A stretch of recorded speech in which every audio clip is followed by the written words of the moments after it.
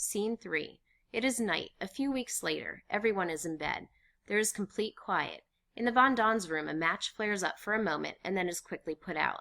Mr. Von Don, in bare feet, dressed in underwear and trousers, is dimly seen coming stealthily down the stairs and into the main room, where Mr. and Mrs. Frank and Margot are sleeping. He goes to the food safe and again lights a match. Then he cautiously opens the safe, taking out a half loaf of bread. As he closes the safe, it creaks. He stands rigid. Mrs. Frank sits up in bed. She sees him. Otto! Otto! Komm schnell! The rest of the people wake, hurriedly getting up. Was ist los? Was ist passiert? Dussel, followed by Anne, comes from his room. Stellt das Essen! You! Give me that! Putty! What is it? You dirty thief, stealing food, you good-for-nothing. Mr. Dussel, for God's sake, help me, Peter. Peter comes over, trying with Mr. Frank to separate the two struggling men. Let him go! Let go! Dussel drops Mr. Von Don, pushing him away. He shows them the end of a loaf of bread that he has taken from Von Don. You greedy, selfish! Margot turns on the lights. Putty, what is it? All of Mrs. Frank's gentleness, her self-control is gone. She is outraged, in a frenzy of indignation. The bread! He was stealing the bread! It was you, and all the time we thought it was the rats. Mr. Von Don, how could you? I'm hungry. We're all of us hungry. I see the children getting thinner and thinner. Your own son Peter. I've heard him moan in his sleep, he's so hungry. And you come in the night and steal food that should go to them? To the children? He needs more food than the rest of us. He's used to more. He's a big man. Mr. Von Don breaks away, going over and sitting on the couch. And you're worse than he is. You're a mother, and yet you sacrifice your child to this man? This... Edith. Margot picks up the pink woolen stole, putting it over her mother's shoulders. Don't think I haven't seen you, always saving the choicest bits for him. I've watched you day after day, and I've held my tongue, but not any longer, not after this. Now I want him to go. I want him to get out of here. Edith, get out of here? What do you mean? Just that. Take your things and get out. You're speaking in anger. You cannot mean what you are saying. I mean exactly that. Mrs. Von Don takes a cover from the Franks' bed, pulling it about her. For 2 long years we have lived here, side by side. We have respected each other's rights. We have managed to live in peace. Are we now going to throw it all away? I don't know this will ever happen again, will it, Mr. Von Don? No. He steals once, he'll steal again. Mr. Von Don, holding his stomach, starts for the bathroom. Anne puts her arms around him, helping him up the step. Edith, please, let us be calm. We'll all go to our rooms, and afterwards we'll sit down quietly and talk this out. We'll find some way. No more talk. I want them to leave. You'd put us out on the streets? There are other hiding places. A cellar? A closet? I know, and we have no money left even to pay for that. I'll give you money. Out of my own pocket, I'll give it gladly. She gets her purse from a shelf and comes back with it. Mr. Frank, you told Putty you'd never forget what he'd done for you when you came to Amsterdam. You said you could never repay him, that you... I should have spoken out long ago. You can't be nice to some people. There would have been plenty for all of us if you hadn't come in here. We don't need the Nazis to destroy us. We're destroying ourselves. He sits down with his head in his hands. Mrs. Frank goes to Mrs. Von Don. Give this to Meep. She'll find you a place. Mother, you're not putting Peter out. Peter hasn't done anything. He'll stay, of course. When I say I must protect the children, I mean Peter, too. Peter rises from the steps where he has been sitting. I'd have to go if Father goes. Mr. Von Don comes from the bathroom. Mrs. Von Don hurries to him and takes him to the couch. Then she gets water from the sink to bathe his face. He's no father to you, that man. He doesn't know what it is to be a father. I wouldn't feel right. I couldn't stay. Very well, then. I'm sorry. No, Peter, no! Peter goes into his room, closing the door after him. Anne turns back to her mother, crying. I don't care about the food. They can have mine. I don't want it. Only don't send them away. It'll be daylight soon. They'll be caught. Please, Mother. They're not going now. They'll stay here until Meep finds them a place. But one thing, I insist on. He must never come down here again. He must never come to this room where the food is stored. We'll divide what we have, an equal share for each. Dussel hurries over to get a sack of potatoes from the food safe. Mrs. Frank goes on to Mrs. Von Don. You can cook it here and take it up to him. Dussel brings a sack of potatoes back to the center table. Oh, no, no. We haven't sunk so far that we're going to fight over a handful of rotten potatoes. Mrs. Frank, Mr. Frank, Margot, Anne, Peter, Mrs. Von Don, Mr. Von Don, myself, Mrs. Frank. The buzzer sounds in Miep's signal. It's Miep! He hurries over, getting his overcoat and putting it on. At this hour? It is trouble. I beg you, don't let her see a thing like this. Anne, Peter, Mrs. Von Don, Mr. Von Don, myself. Stop it! Stop it! Mr. Frank, Margot, Anne, Peter, Mrs. Von Don, Mr. Von Don, myself, Mrs. Frank. You're keeping the big ones for yourself? All the big ones? Look at the size of that! And that! Dussel continues on with his dividing. Peter, with his shirt and trousers on, comes from his room. Stop it! Stop it! We hear Miep's excited voice speaking to Mr. Frank below. Mr. Frank, the most wonderful news! The invasion has begun! Go on! Tell them! Tell them! Miep comes running up the steps ahead of Mr. Frank. She has a man's raincoat on over her nightclothes and a bunch of orange-colored flowers in her hand. Did you hear that, everybody? Did you hear what I said? The invasion has begun! The invasion! They all stare at Miep, unable to grasp what she is telling them. Peter's the first to recover his wits. Where? When? When, Miep? It began early this morning. As she talks on, the realization of what she has said begins to dawn on them. Everyone goes crazy. A wild demonstration takes place. Mrs. Frank hugs Mr. Von Don.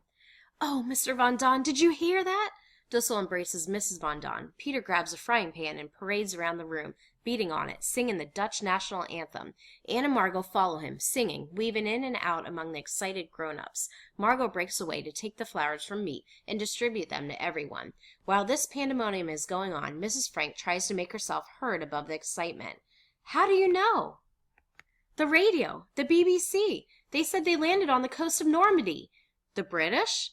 British, Americans, French, Dutch, Poles, Norwegians, all of them. More than 4,000 ships. Churchill spoke, and General Eisenhower. D-Day, they call it. Thank God, it's come. At last! I'm going to tell Mr. Kraler. This will be better than any blood transfusion. What part of Normandy did they land, did they say? Normandy. That's all I know now. I'll be up the minute I hear some more. She goes hurriedly out. What did I tell you? What did I tell you? Mrs. Frank indicates that he has forgotten to bolt the door after Miep. He hurries down the steps. Mr. Von Don, sitting on the couch, suddenly breaks into a convulsive sob. Everybody looks at him bewildered. Putty, what is it? What happened? Please, I'm so ashamed. Mr. Frank comes back up the steps. Oh, for God's sake. Don't, Putty. It doesn't matter now. Didn't you hear what Miep said? The invasion has come. We're going to be liberated. This is a time to celebrate. He embraces Mrs. Frank and then hurries to the cupboard and gets the cognac and a glass. To steal bread from children. We've all done things that we're ashamed of. Look at me, the way I've treated Mother. So mean and hard to her. No, Annegay, no. Anne runs to her mother, putting her arms around her. Oh, Mother, I was awful. Not like me. Not one is as bad as me. Stop it now. Let's be happy. Here, here. Schnapps. L'Chaim. Von Don takes the cognac. They all watch him. He gives them a feeble smile. Anne puts up her fingers in a V for victory sign. As Von Don gives an answering V sign, they are startled to hear a loud sob from behind them. It is Mrs. Frank, stricken with remorse. She is sitting on the other side of the room. Mr. Von Don brings her his glass of cognac. No, you were right. That I should speak that way to you. Our friends, our guests. She starts to cry again. Stop it. You're spoiling the whole invasion. As they are comforting her, the lights dim out. The curtain falls. We're all in much better spirits these days. There's still excellent news of the invasion. The best part about it is that I have a feeling that friends are coming. Who knows? Maybe I'll be back in school by fall. Ha ha! The joke is on us. The warehouse man doesn't know a thing, and we are paying him all that money. Wednesday, the 2nd of July, 1944. The invasion seems temporarily to be bogged down. Mr. Krahler has to have an operation, which looks bad. The Gestapo have found the radio that was stolen. Mr. Dussel says they'll trace it back and back to the thief, and then it's just a matter of time till they get to us. Everyone is low. Even poor Pim can't raise their spirits. I have often been downcast myself, but never in despair. I can shake off everything if I write, but, and that is the great question, will I ever be able to write well? I want to so much. I want to go on living, even after my death. Another birthday has gone by now, so now I am 15. Already I know what I want. I have a goal, an opinion. As this is being said, the curtain rises on the scene, the lights dim on, and Anne's voice fades out.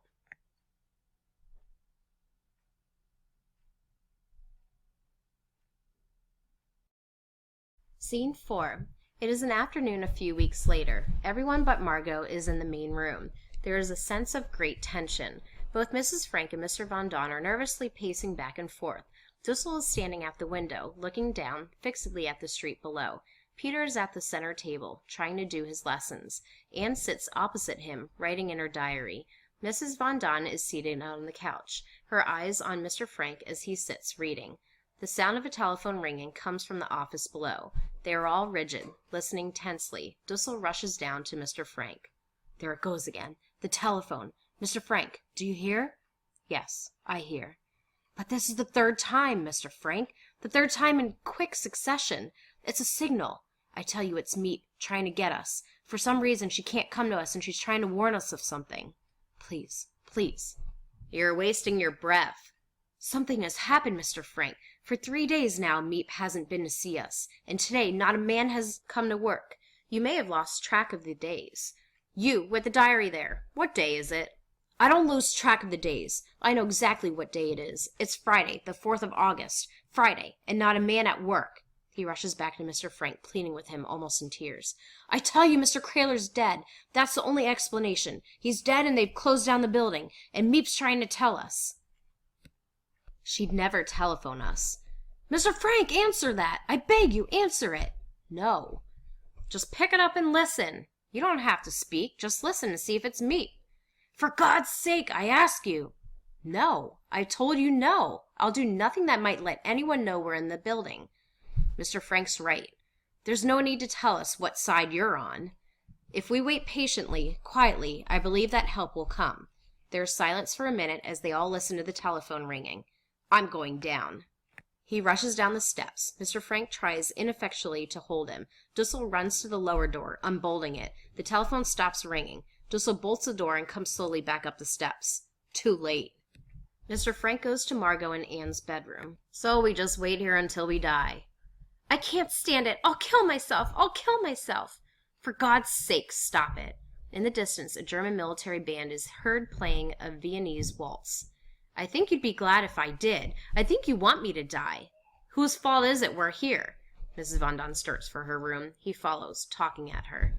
We could have been safe somewhere, in America or Switzerland, but no, you wouldn't leave when I wanted to. You couldn't leave your things. You couldn't leave your precious furniture. Don't touch me. She hurries up the stairs, followed by Mr. Von Don. Peter, unable to bear it, goes to his room.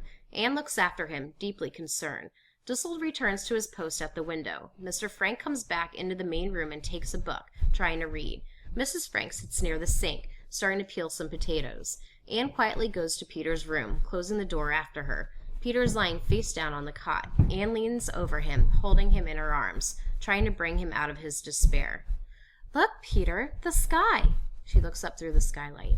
What a lovely, lovely day. Aren't the clouds beautiful? You know what I do when it seems as if I couldn't stand being cooped up for one more minute?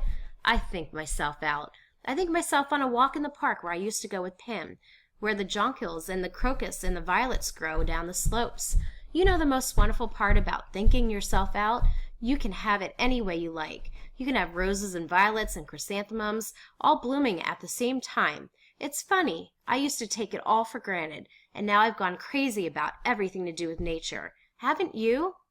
I've just gone crazy. I think if something doesn't happen soon, if we don't get out of here, I can't stand much more of it. I wish you had a religion, Peter. No thanks, not me. Oh, I don't mean you have to be orthodox. or believe in heaven and hell and purgatory and things. I just mean some religion. It doesn't matter what. Just to believe in something. When I think of all that's out there, the trees and flowers and seagulls, when I think of the dearness of you, Peter, and the goodness of the people we know, Mr. Kraler, Meep, Dirk, the vegetable man, all risking their lives for us every day, when I think of these good things, I'm not afraid anymore. I find myself and God and I. Peter interrupts, getting up and walking away. That's fine, but when I begin to think, I get mad. Look at us, hiding out for 2 years, not able to move, caught here like, waiting for them to come and get us. And all for what? We're not the only people that have had to suffer. There have always been people that have had to. Sometimes one race, sometimes another, and yet, that doesn't make me feel any better. I know it's terrible, trying to have any faith, when people are doing such horrible. But you know what I sometimes think? I think the world may be going through a phase, the way I was with Mother. It'll pass, maybe not for hundreds of years, but someday. I still believe, in spite of everything, that people are really good at heart. I want to see something now, not 1,000 years from now. He goes over, sitting down again on the cot. But Peter, if you'd only look at it as part of a great pattern, that we're just a little minute in the life, she breaks off. Listen to us, going at each other like a couple of stupid grown-ups. Look at the sky now. Isn't it lovely? She holds out her hand to him. Peter takes it and rises, standing with her at the window looking out, his arms around her. Someday, when we're outside again, I'm going to. She breaks off as she hears the sound of a car, its brakes squealing as it comes to a sudden stop. The people in the other rooms also become aware of the sound. They listen tensely. Another car roars up to a screeching stop. Anne and Peter come from Peter's room. Mr. and Mrs. Von Don creep down the stairs. Dussel comes out from his room. Everyone is listening, hardly breathing. A doorbell clangs again and again in the building below. Mr. Frank starts quietly down the steps to the door. Dussel and Peter follow him. The others stand rigid, waiting, terrified. In a few seconds, Dussel comes stumbling back up the steps. He shakes off Peter's help and goes to his room. Mr. Frank bolts the door below and comes slowly back up the steps. Their eyes are all on him as he stands there for a minute. They realize that what they feared has happened. Mrs. Von Don starts to whimper. Mr. Von Don puts her gently in a chair and then hurries off up the stairs to the room to collect their things. Peter goes to comfort his mother. There's a sound of violent pounding on a door below. For the past 2 years, we have lived in fear. Now we can live in hope. The pounding below becomes more insistent. There are muffled sounds of voices shouting commands. Aufmachen! Da drinnen! Aufmachen! Schnell! Schnell! Schnell! Etc., etc. The street door below is forced open. We hear the heavy tread of footsteps coming up. Mr. Frank gets 2 school bags from the shelves and gives one to Anne and the other to Margot. He goes to get a bag for Mrs. Frank. The sound of feet coming up grows louder. Peter comes to Anne, kissing her goodbye. Then he goes to his room to collect his things. The buzzer of their door starts to ring. Mr. Frank brings Mrs. Frank a bag. They stand together, waiting. We hear the thud of gun butts on the door, trying to break it down. Anne stands, holding her school satchel, looking over at her father and mother with a soft, reassuring smile. She is no longer a child, but a woman with courage to meet whatever lies ahead. The lights dim out. The curtain falls on the scene. We hear a mighty crash as the door is shattered. After a second, Anne's voice is heard. And so it seems our stay here is over. They are waiting for us now. They've allowed us 5 minutes to get our things. We can each take a bag and whatever it will hold of clothing. Nothing else. So, dear diary, that means I must leave you behind. Goodbye for a while. P.S. Please, please, Meep, or Mr. Kraler, or anyone else, if you should find this diary, will you please keep it safe for me, because someday I hope. Her voice stops abruptly. There is silence. After a second, the curtain rises. Scene 5. It is again the afternoon in November, 1945. The rooms are as we saw them in the first scene. Mr. Kraler has joined Meep and Mr. Frank. There are coffee cups on the table. We see a great change in Mr. Frank. He is calm now. His bitterness is gone. He slowly turns a few pages of the diary. They are blank. No more. He closes the diary and puts it down on the couch beside him. I'd gone to the country to find food. When I got back, the block was surrounded by police. We made it our business to learn how they knew. It was the thief who told them. Meep goes up to the gas burner, bringing back a pot of coffee. It seems strange to say this, that anyone could be happy in a concentration camp, but Anne was happy in the camp in Holland where they first took us. After 2 years of being shut up in these rooms, she could be out in the sunshine and the fresh air that she loved. A little more? The news of the war was good. The British and Americans were sweeping through France. We felt sure that they would get to us in time. In September, we were told that we were to be shipped to Poland, the men to one camp, the women to another. I was sent to Auschwitz. They went to Belsen. In January, we were freed, the few of us who were left. The war wasn't yet over, so it took us a long time to get home. We'd be sent here and there behind the lines where we'd be safe. Each time our train would stop, at a siding or a crossing, we'd all get out and go from group to group. Where were you? Were you at Belsen? At Buchenwald? At Mauthausen? Is it possible that you knew my wife? Did you ever see my husband, my son, my daughter? That's how I found out about my wife's death, of Margot, the Von Dons, Dussel. But Anne, I still hoped. Yesterday I went to Rotterdam. I'd heard of a woman there. She'd been in Belsen with Anne. I know now. He picks up the diary again and turns the pages back to find a certain passage. As he finds it, we hear Anne's voice. In spite of everything, I still believe that people are really good at heart. Mr. Frank slowly closes the diary. She puts me to shame. They are silent.